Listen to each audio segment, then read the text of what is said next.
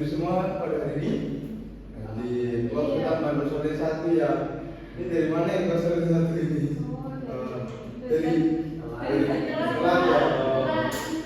Sebelum kita mulai pada hari ini, yang baiknya berdoa terlebih dahulu. Silakan Ustaz dipimpin. Ya, siap, berdoa mulai. Bismillahirrahmanirrahim. Nah, pada hari ini kita akan membahas tentang pelajaran dari SKI, lebih tepatnya di dinasti Umayyah. Dinasti Umayyah di sini berdiri pada tahun 661 Masehi sampai 750 Masehi. Dinasti Islam pertama yang monarki turun-temurun dengan pusat pemerintah di Damaskus. Selanjutnya, tujuan pembelajaran pada hari ini agar kita bisa memahami menjelaskan latar belakang berdirinya Umayyah, tokoh dan kekhalifahan Umayyah, sistem pemerintahan apa sih yang dibawakan oleh dinasti Umayyah, terus perkembangan dan keruntuhan jasa wilayah, kemajuan dan waktu runtuh, dan terakhir ada hikmah apa sih bisa kita ambil dari dinasti Umayyah ini. Sebenarnya ada apa sih yang kalian ketahui tentang pemerintah Mas Alfa? Apa sih Mas Alfa? Pemerintah itu kayak sebuah lembaga formal ya, yang situ mencakup ada struktur apa ya, struktur ya, semacam kayak struktural ya. Bagaimana sih berkembangnya ketika pemerintah berubah menjadi kerajaan? Dari pemerintahan ke kerajaan berbeda. Ya. Kira-kira berkembangnya itu seperti apa kok bisa berubah dari pemerintah ke kerajaan? Mungkin bisa jadi di situ ada kayak konflik biasanya gitu, atau enggak masalah formal ya, masalah di dalam pemerintahan tersebut, ya, bisa menjadi terpecah belah dan menjadi kerajaan. Ini kan berarti sudah bisa disimpulkan bahwa ketika pemerintah menjadi kerajaan bahwa gara-gara terpecah belah. Terus keduanya, bagaimana sih Islam meluas ketika berdua? Kan tadi sudah dari pemerintahan ke kerajaan. Akhirnya Islam ke meluas ketika berdua itu dengan apa sih? Rata-rata dengan apa? Kalau di Indonesia kan biasanya kita melihat dengan perdagangan. Kalau dakwahnya orang dulu menjadi perdagangan, perkawinan, pernikahan. Selanjutnya ada terakhir itu ada biasanya dari kerajaan ke kerajaan itu akhirnya menjadikan perjodohan. Kalau ini kan bagaimana sih Islam itu bisa menyebarkan tiga benua itu dengan apa maksudnya? Apa?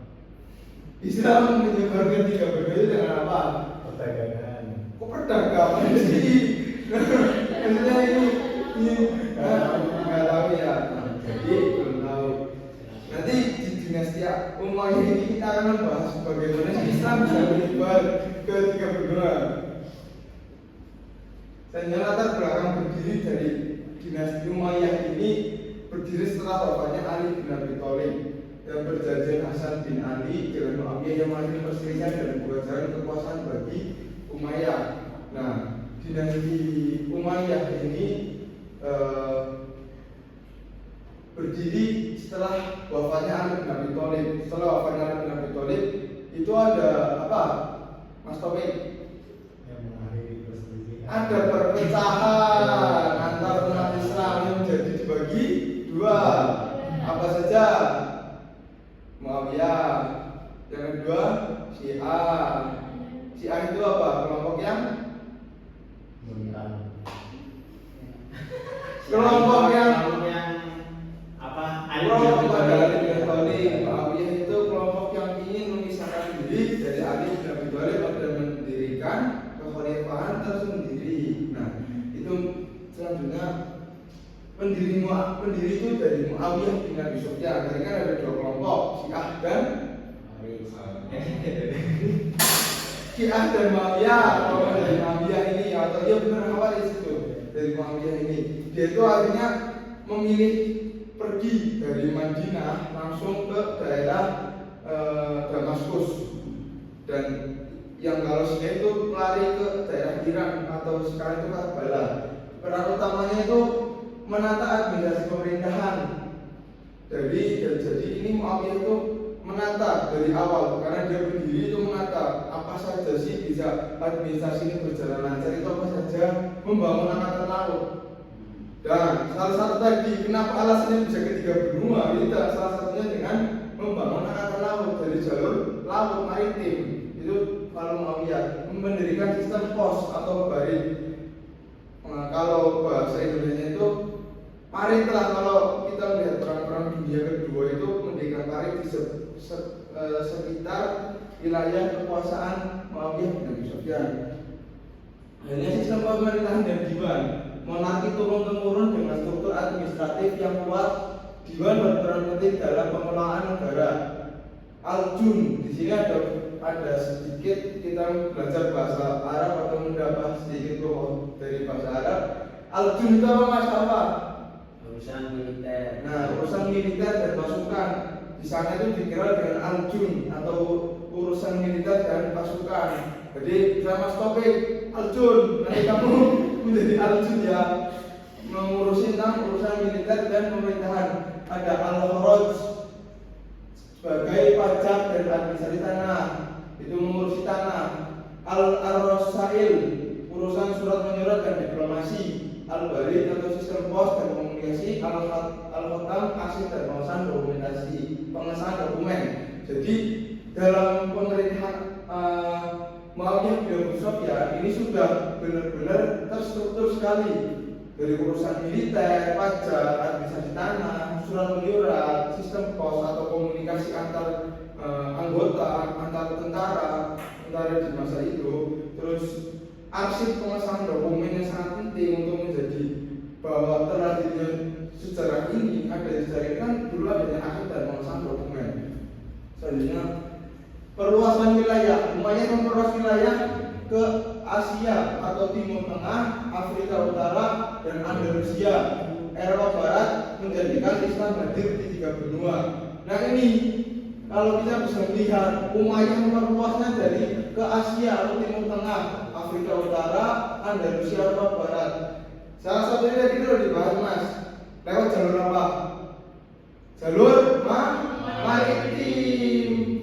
Ya masa jalur perdagangan kan itu 3 benua berbeda. Kalau kita mau jalur perdagangan itu 45 hari lebih. Bahkan kalau zaman dahulu nggak ada mobil, adanya unta. Ya, intinya unta. Jadi bisa dibayangkan lah 5 bulan lebih itu kalau bisa lewat dulu. Tapi kalau maritim kan bisa lebih cepat. Jadi dalam waktu kurun berapa? 661 sampai 750 Masehi ini Umayyah memperluasnya bisa sangat banyak sampai 3 benua itu Asia Timur, Asia ke Timur Tengah, Afrika Utara, dan Andalusia di Eropa. Andalusia salah satu yang besok akan menjadi dinasti baru dalam pemerintahan Islam setelah Umayyah. Khalifah penting dan kemajuan. Yang pertama adalah Abdul Malik, reformasi administrasi mata uang Islam dan bahasa Arab sebagai administrasi resmi. Jadi Abdul Malik itu menekankan reformasi administrasi dari yang setelah dari Muawiyah bin Abi Sufyan langsung ke Abdul Malik, yaitu langsung menekankan evaluasi terbaru dalam reformasi administrasi mata uang Islam. Tentunya terbentuknya mata uang Islam itu pada masa yang ditentukan pada Khalifah Umayyah itu. Sebelum Umayyah itu masih menggunakan mata uang yang rial biasa Arab, tapi ketika masa Khalifah Abdul Malik itu menggunakan mata uang baru dari Khalifah ini Abdul Malik, dan bahasa Arab sebagai administrasi resmi. Jadi kalau kita mau masuk ke dinasti Umayyah pada zaman dahulu itu kita harus bisa berbahasa Arab fasih. Dan kalau sekarang itu kalian tes TOEFL, tes TOEFL itu harus bisa nilainya 700 lebih lah.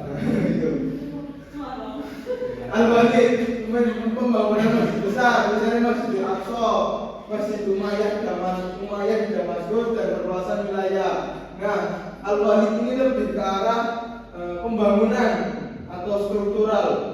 Terbentuknya Masjid Al-Aqsa itu, ini bukan Masjid Al-Aqsa, sebelah Masjid Al-Aqsa yang warna kuning. Kalau Masjid Al-Aqsa itu terbangun pada zamannya Nabi Ibrahim. Masjid Umayyah Damaskus, kalau kalian lihat Hasanah di Trans 7 itu, kalau misalnya habis sahur itu ada acara ritual itu. Biasanya masjid rumah Umayyah ataupun dan lain-lain. Perluasan wilayah, menekankan tentang perluasan wilayah di daerah itu Damaskus. Yang ketiga adalah Khalifah Umar bin Abdul Aziz. Nah ini karena dikenal dengan khalifahnya dikenal dengan reformasi sosial dan administrasi, dikenal dengan keadilan dan kesejahteraan. Beliau ini sempat viralnya karena keadilannya di bawah beliau ini sedikit mirip kepada Khalifah Rasyidin pada saat itu, mampu mengadilkan untuk semua urusan seperti hukum baru dan administrasi. Yang ketiga ada Muawiyah pendiri dinasti ini. Ya tadi kan sudah jelaskan bahwa Muawiyah itu angkatan laut. Nah, penyebab kemunduran dari dinasti ini ada satu, konflik internal pemberontakan. Nah pada saat itu yang Bapak ketahui itu konflik internal dan pemberontakan itu terjadi pada Khalifah ketiga Umar bin Abdul Aziz. Itu penentangan Umar bin Abdul Aziz sangatlah ketat karena pada saat itu beliau terlalu sepele, kalau kita bahasakan karena itu beliau terlalu sepele sehingga rekan-rekan beliau yang di benua lain akhirnya memunculkan sedikit-sedikit pemberontakan kecil dan itu membuat internal kerajaan, internal Khalifah Umayyah ini akhirnya sedikit terjadi gejolak. Gaya hidup mewah yang mengikis legitimasi. Dari 4 khalifah ini semuanya itu mewah, glamor, kalau bahasa sekarang itu glamor, lebih mementingkan ke diri sendiri. Bahkan kamar mereka itu kalau kita melihat itu kalau di Masjid Damaskus atau contohnya itu banyaknya lukisan-lukisan, banyaknya artis-artis baru itu kayak emas dan lain-lain. Belum kan artis daerah jauh. Nah ini jadi kan dari khalifah yang pertama sampai khalifah yang ketiga Abdul Aziz menekan administrasi cuma di pusat kota, tapi di yang jauh malah tidak ditekankan. Akhirnya kendornya administrasi, akhirnya tidak disiplin, akhirnya disuap dan lain-lain yang menjaga administrasi. Yang ketiga kebangkitan dan gerakan Abbasiyah yang memberikan Umayyah. Nah ini setelah Umayyah itu ada kekhalifahan Abbasiyah. Jadi di sini Abbasiyah itu ya kalau menurut cerita sejarah Abbasiyah ini terlahir dari anak yang tersakiti karena pada saat itu bapaknya yang pendiri Abbasiyah itu dibunuh ketika membela keturunan Nabi di Mekah. Itu kalau khalifahan intinya khalifahan setelah Umayyah itu di Mekah adalah itu bapaknya dibunuh oleh perintah dari khalifahan Umayyah di tempat itu. Maka itu akhirnya balas dendam dan mendirikan Abbasiyah.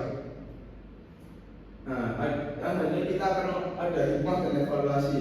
Ini hikmahnya adalah adil, amanah, persatuan dan semangat untuk ilmu. Jadi Umayyah ini terlahir karena kekecewaan dari seorang Muawiyah. Kekecewaan, kenapa sih harus Ali bin Abi Thalib? Kenapa sih harus dilanjutkan kepada keturunan Nabi? Kenapa kami juga bisa menjadi khalifah? Akhirnya beliau mendirikan tersendiri kekhalifahan yang adil pada saat awal, tapi akhirnya berantakan pada saat akhir. Amanah pada saat awal, amanah ingin mendirikan, mendakwahkan Islam. Tapi pada saat kekhalifahan periode ketiga, beliau malah membunuh keturunan dari Nabi tersendiri. Persatuannya sangat ketat di awal hingga membentuk banyak teman-temannya sangat banyak, akhirnya membuat khalifahan, semangat menuntut ilmu. Pada saat Khalifah Umar bin Abdul Aziz kan reformasi keilmuan diperbesar hingga adanya maktabah baru. Refleksi adalah pelajaran dari administrasi besar akibat korupsi dan ketidakadilan.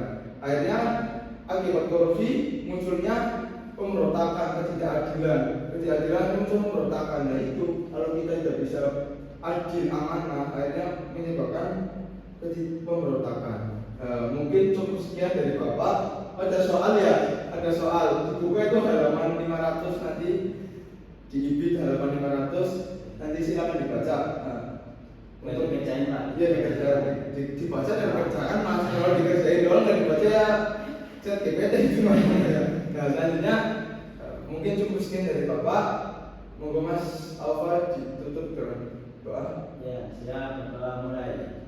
Bismillahirrahmanirrahim. Wal asri innal insana lafi khusrin illa lillazina amanu wa amilus solihati wa tawassaw bil haqqi wa tawassaw bis sabr. Rabbana atina fid dunya hasanah wa fil akhirati hasanah wa qina adzabannar. Mungkin cukup sekian dari Bapak. Wallahul muwaffiq ila aqwamit thoriq. Wassalamualaikum warahmatullahi wabarakatuh. Waalaikumsalam warahmatullahi wabarakatuh. Sudah dipilih. Ya.